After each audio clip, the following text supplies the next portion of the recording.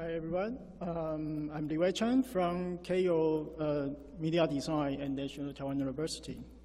So today I'm happy to share our project on ring-style finger-worn devices for whole hand and context-aware interactions. CyclopsRing is about a mini fisheye lens that is set at the webbing of our hand as a finger ring. So with its wide field of view, we are able to observe the hand in a very unusual way from a nearly central location of the hand.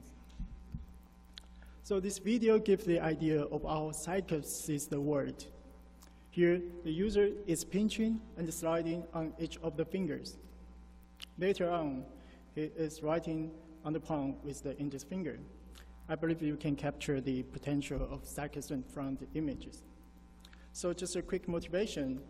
Human hands are most capable tool as the natural user interfaces, given so many discrete gestures that we can possibly make for gesture interactions. In the meantime, with the excellent ability in precision control, human hands is able to perform continuous input with subtle movement of the fingers. Today, to capture such detailed yet diverse capability of the human hands, camera is still one of the solutions with highest potential, and also the most available technology to enable hand-based interactions in indoor environment. So, to enable such interactions also in the field, researcher has been trying to put camera on every possible locations of the bodies. So to give you a few examples, Cyclops in early this year proposed a chest-mounted camera with extreme field view to enable full body interactions. With the camera on shoes, shoe sense allows an interaction zone which covers the entire upper bodies where the hand-based interactions can be realized. With camera on the shoulders, omnitouch turns their hands into a touch interfaces. And finally, digits with the camera at the wrist allows real-time 3D hand trackings. Depending on where the camera is positioned at the body, hand-based interaction can be realized in different level of qualities. These interactions become most dedicated to hand-based interactions when the camera is positioned to the hand as close as possible. However, all these previous works share the same property of observing the hand from the external, which means there is a way to cause the occlusion that could cut the optical path of the camera seeing the hands. Take the digit as an example. Resting the wrist on the surface could easily blind out the field of view of the digit cameras. So the idea of this project is to move the camera even closer to the hands from the wrist to the finger to observe the hand at where it is literally occlusion-free. In this case, we can even turn our hand into a mouse by observing the finger movement from your hand webbings. As you can see in the video, the user now is using his finger as if he's using a mouse. Comparing with other ring wearables, most ring devices only augment the wearing finger.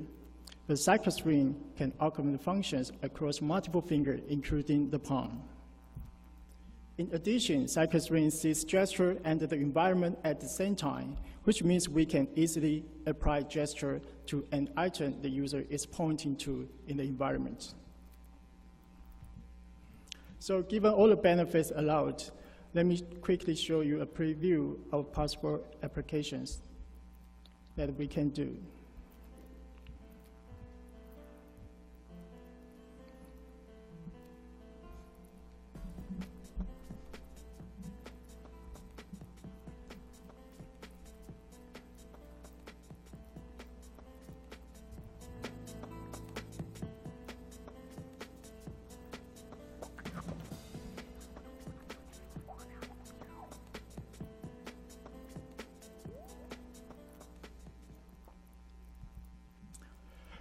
Okay, so CyclopsRing composed of a mini fisheye camera, which is wired to an external computer for computation.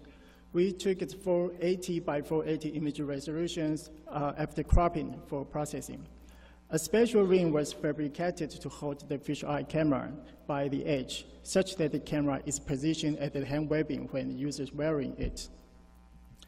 Here I'm going to describe how we enable all the interactions that we showed in the video. This is the pipeline of our gesture recognition. So for each input image, we first do the foreground extraction by skin color detections. And this foreground image is then fed to an image classifier called the Random Decision Forest, RDF, to determine the gesture type. At this stage, RDF only allows discrete gesture input. To further enable continuous and more rich interactions, we applied several heuristic algorithms which are associated with individual gesture types. Let me roll back a bit and briefly describe the RDF. So the Random Decision Forest is a popular machine learning algorithm for data classifications. Here we simply follow a typical usage of this algorithm, so I will not go through the detail. If you are interested, please check our papers for how we adopt RDF for training and testing in gesture recognition. So for the gestures we used in the application and experiments, we included 7 gestures. They are chosen from our applications. Here, the finger sliders is the user pinching on one of the 4 fingers. And the palm writing is the user bending only the thumb inward as if using the palm as a touchpad. And the gun gesture is to trigger a shotgun in the virtual reality game. In addition, we also included a long gesture class, which detects when the user freely keeps the hand open. And this is an example of how RDF classification result will look like. RDF performed the recognition at the pixel level. So here, the gesture types are color-coded in every pixels. Therefore, according to the majority of the color in the image, we can determine which gesture this image belongs to. And this is a preview of the experimental result. We got 84% recognition rate on 7 hand gestures.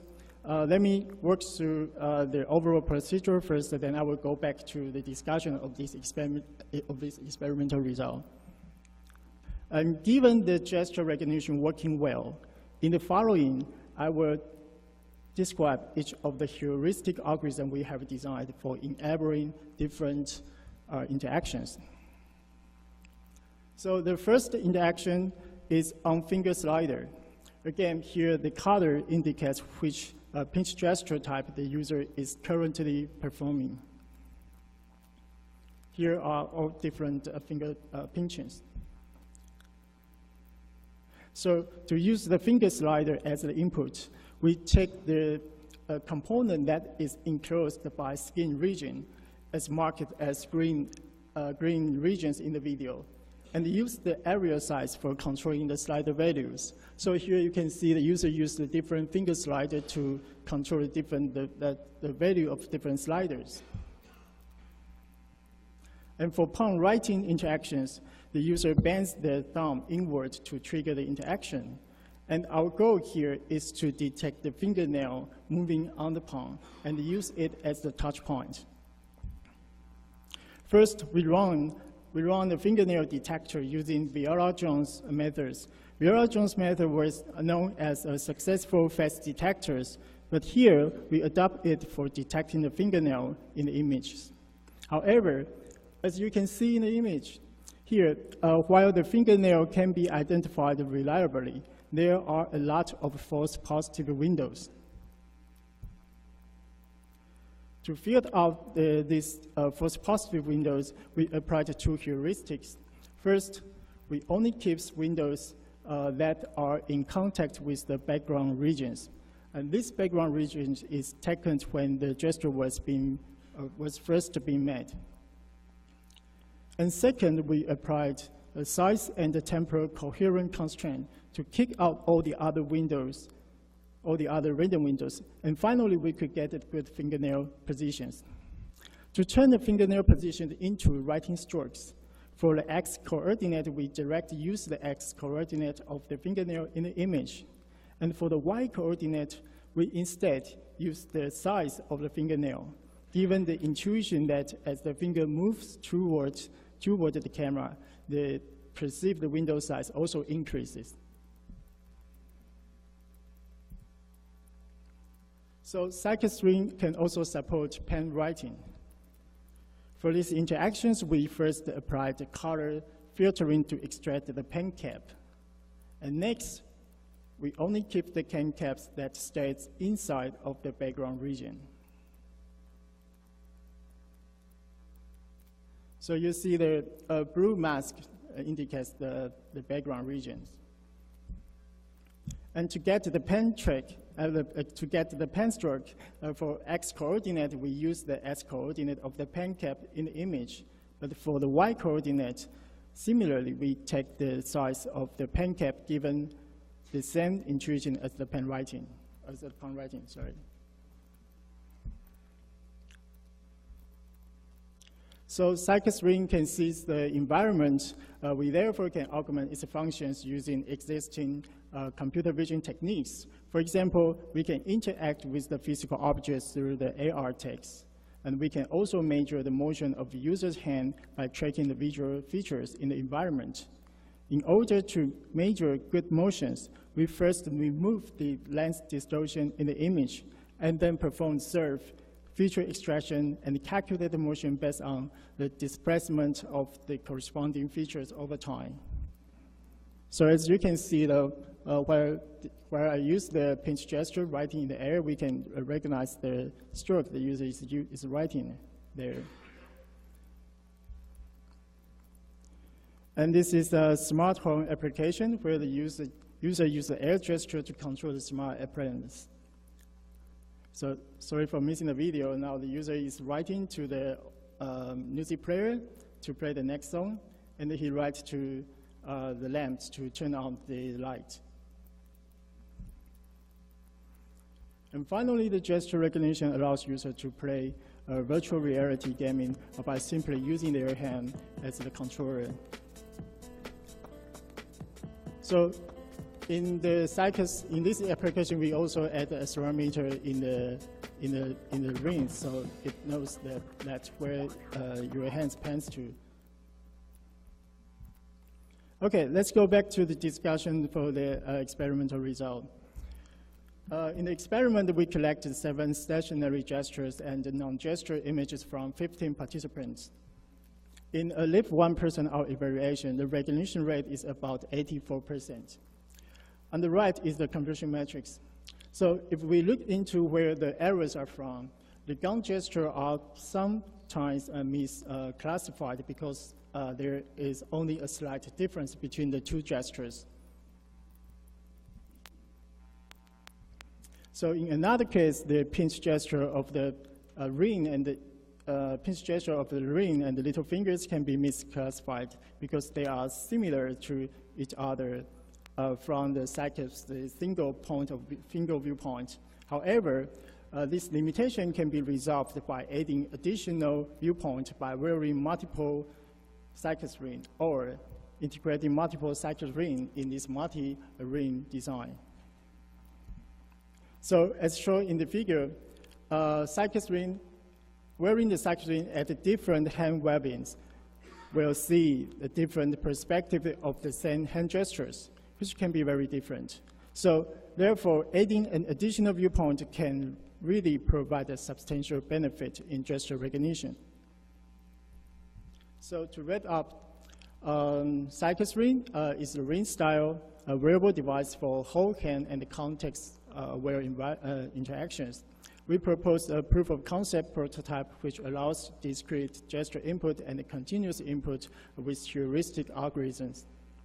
And because our current implementation is based on skin detections, therefore CyclopsRing will suffer a lot from environment lightings. So in this case, a future version of CyclopsRing using the fisheye lens, fisheye depth sensors would help a lot, and this will be our next step to pursue. Yeah, thank you. So that's it. So I'm ready to take the question.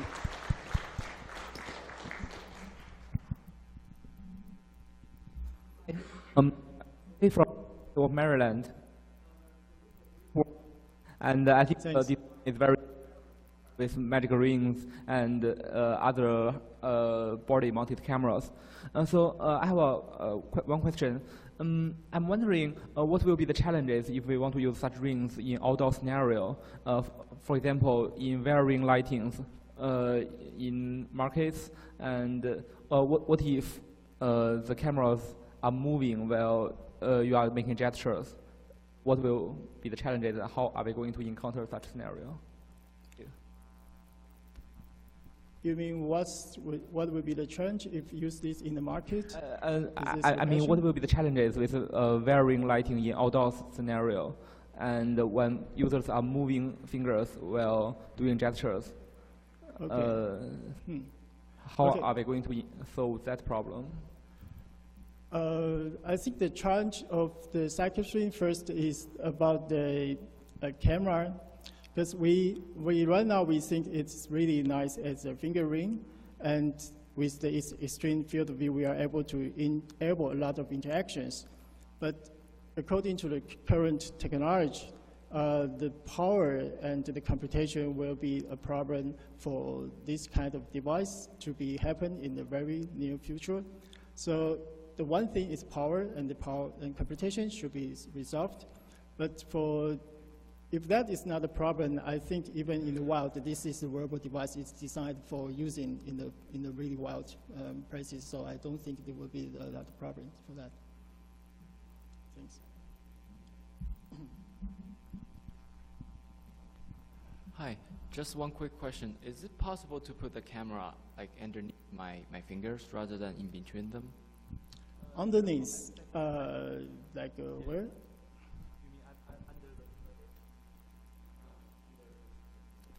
Okay, yeah, it's possible. Of course, there is a lot of different form we can do. But why we choose the webbing is because this is naturally a place where you can set the camera in. If you put it right underneath the finger, which means you cannot, if you rest your hand on the surface, your camera may be scratched. The lens will be scratched by the surface, or yeah, something like that. And also, if we put the camera at the webbing, which means we can move back a little bit the lens, allowing the field of view to see a lot more stuff.